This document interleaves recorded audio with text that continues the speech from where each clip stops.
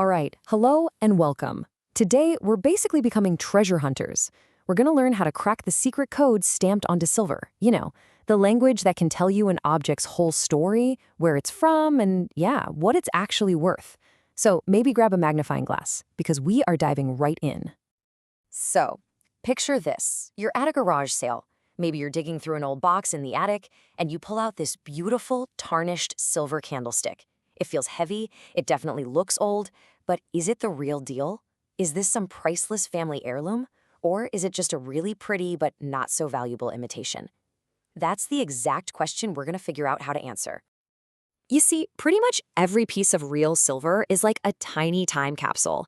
It's got this hidden story stamped right onto its surface. And believe me, by the end of this, you'll be the detective who can read that story, uncovering all its secrets with just a quick look. Okay, so our first mission is to understand the code itself, and it all comes down to something called the hallmark. Let's break down exactly what that means.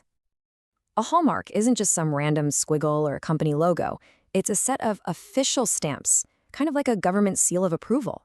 This whole system was actually created hundreds of years ago to protect people, to guarantee that you are getting real silver and not some cheap knockoff. For us, these marks are the main clues. The absolute easiest way to think about a hallmark is like it's the Silverzz own personal ID card.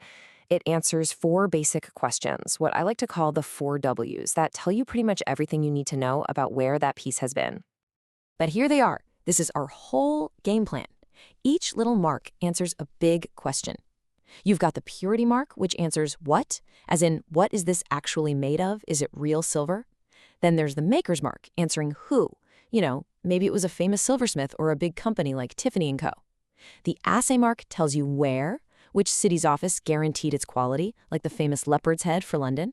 And finally, the date letter can tell you when, sometimes down to the exact year it was made. It's a whole biography in just a few tiny symbols. Okay, so the theory is great, right? But now, let's get practical. How do you actually use all this?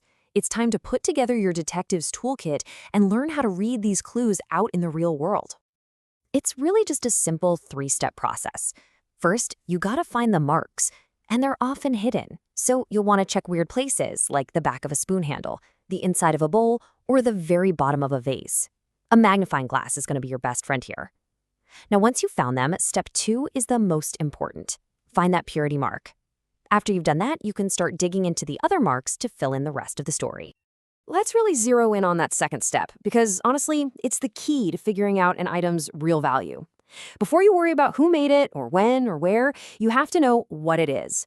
So remember, always start with the purity mark. And when it comes to purity marks for the most common kind of high-quality silver, there is one number. One number you absolutely have to remember. This one right here, 925. This is the magic number. If you see 925 stamped on a piece, you've basically hit the jackpot. It means you're looking at genuine sterling silver. That number literally means the item is 92.5% pure silver. The other 7.5% is usually copper, just to make it a little stronger. Oh, and sometimes you might just see the word sterling, or even a symbol of a little walking lion. In many places, that means the exact same thing. Now, every good detective needs to know how to spot a red herring, right? A clue that looks promising but just leads you down the wrong path.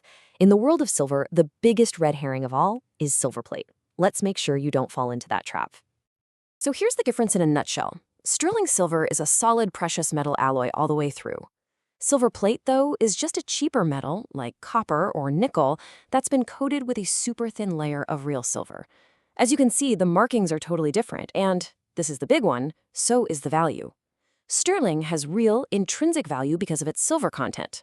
Silver plate has almost no melt value at all. So, here's your cheat sheet for spotting silver plate. If you see any of these letters or phrases, like EP for electroplate, or EPNS for electroplated nickel silver, or even just the word silver on copper, you know right away you're looking at silver plate, not sterling.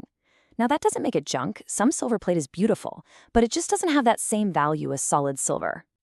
So there you have it. You've learned the code, you've got your toolkit ready, and you know how to spot the fakes and the red herrings. The case is no longer a mystery. Think about it. From just a few tiny little stamps, you can now uncover an entire story. You can tell a valuable antique from a simple plated piece. You have the fundamental skill to look at an object and understand what it's made of, where it's been, and what it's worth. That secret language? Well, it's not a secret to you anymore. So what about that piece you might have tucked away somewhere? That dusty old teapot, that tarnished tray, that bunch of weird spoons you inherited. Their story is stamped right on them, and it's just been waiting for someone like you to come along and read it. And now you can. So the only question left is, what are you going to discover?